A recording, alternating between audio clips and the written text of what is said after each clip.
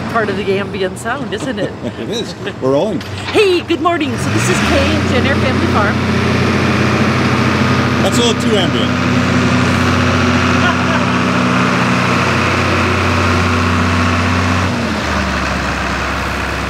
So this is Kay at JenEhr Family Farm, and today I want to talk just a little bit about the equipment we use here at the farm.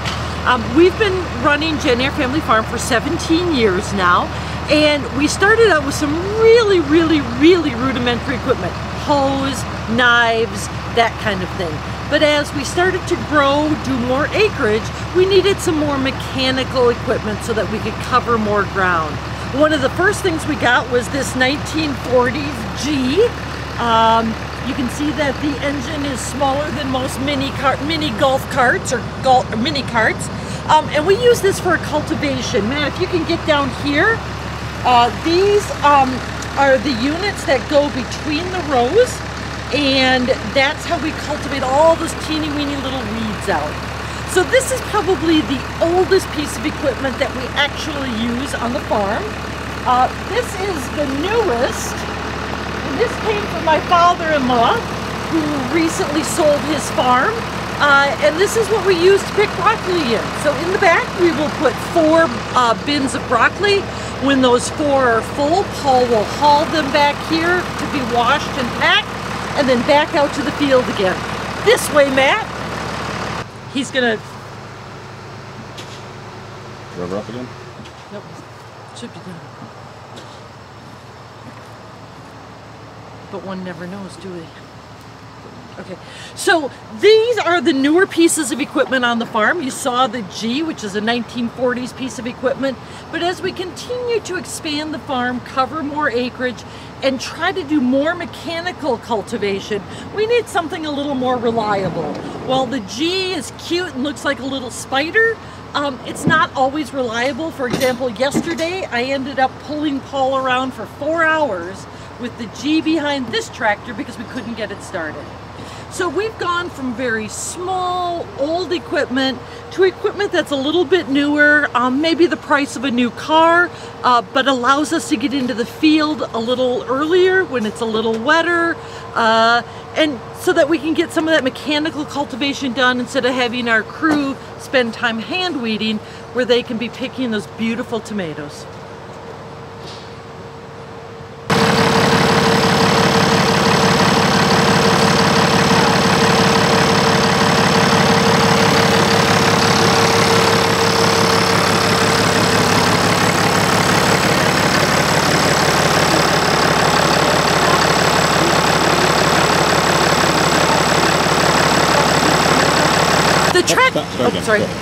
So the tractor you just saw, the International 666, we have 2 Internationals.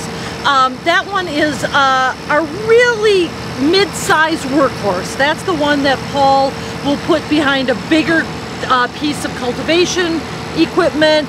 That's the one that maybe hauls some bigger wagons around. And that was our second tractor. We had a first one like that was gas, a 656. And then diesel's a 666, and you can hear that. Okay.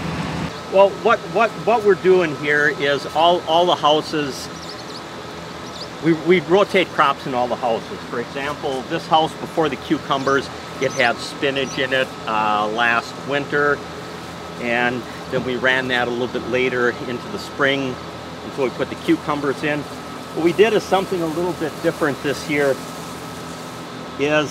We're using sisal twine string, which is compostable, and then we're using these clips right here, which are biodegradable clips.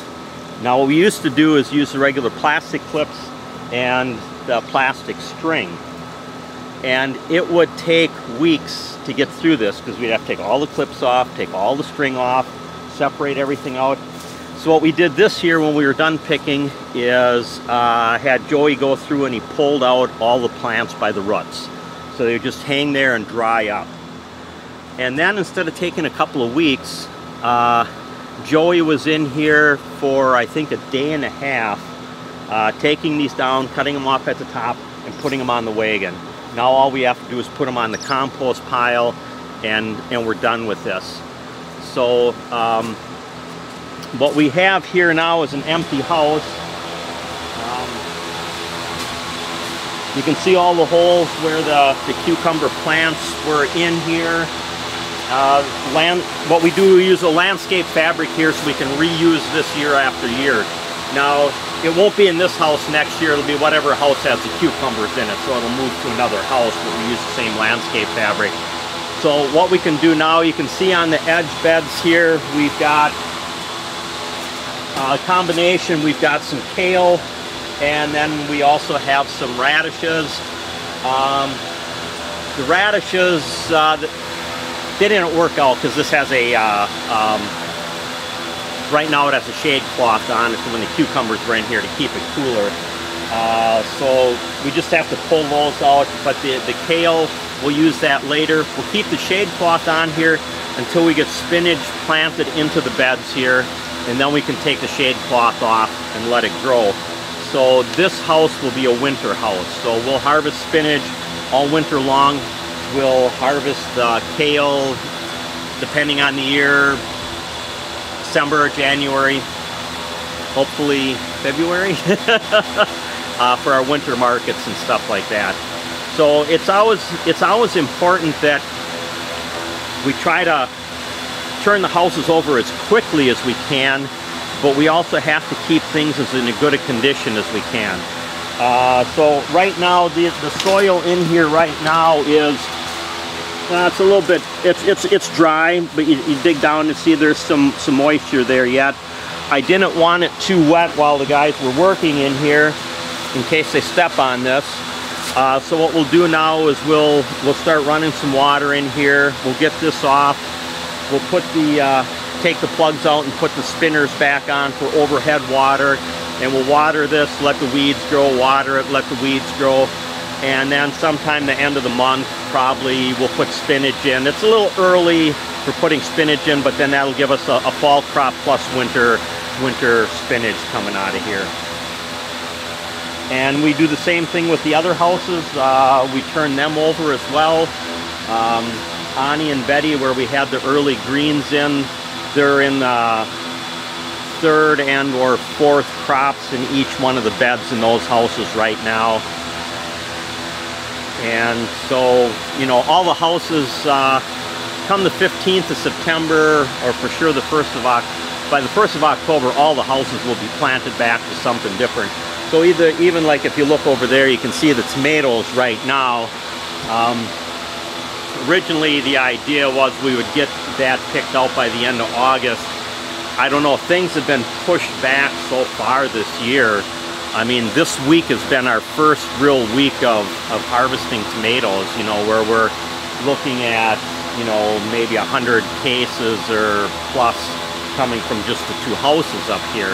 Before that, they were just kind of dribbling in. So that means we probably got 4 to 6 weeks of picking in there. As soon as we're done with those, you know, we'll rip them out and get that stuff turned over as well. There's always work that's got to be done in between. Like there, you know, not only do the plants have to come out, but the trellising has to come down. Then there's always the landscape fabric has to come up, and then we also have to kind of condition the soil, get it moist, get weeds and stuff growing, so we get it in a little bit better condition to plant our winter crops in it. So it's a never-ending thing. So, you know, for example, spinach, this will be spinach in here, and the kale, we'll keep this going until next March sometime to prep this house so that in early to mid-April we can fill this house up with tomatoes for next year. So it's always a rotation year-round. So we always have something going in these houses.